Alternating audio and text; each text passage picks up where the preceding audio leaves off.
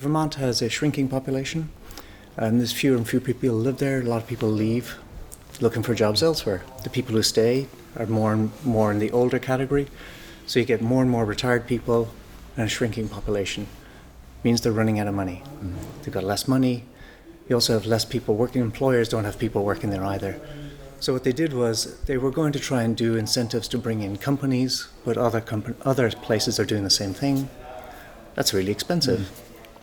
So we had a long conversation, and they ended up writing what's called the Remote Worker Bill. It's now called the Remote Worker Law because it passed. And if you live outside of Vermont on the 1st of January 2019, and you move to Vermont after the 1st of January 2019, and you work for a company that's not in Vermont, and you can work from home or a nearby co-working space, they'll pay you 10 grand. They're trying to get people to move there and work from anywhere in Vermont, but with an employment company that's employed by somebody who's not in Vermont.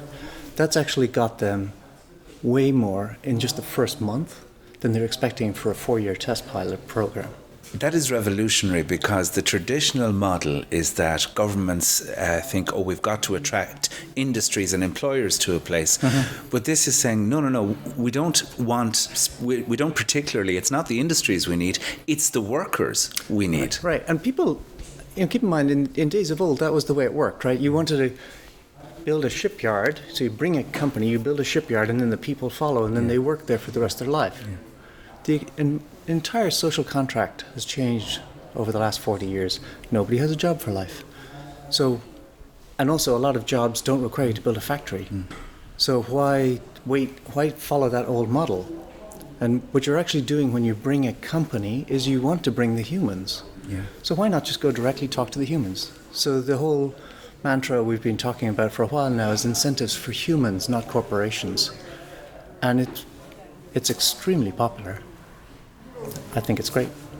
So it's been picked up as well by another state. Massachusetts is now doing the same, just as of about 2 months ago.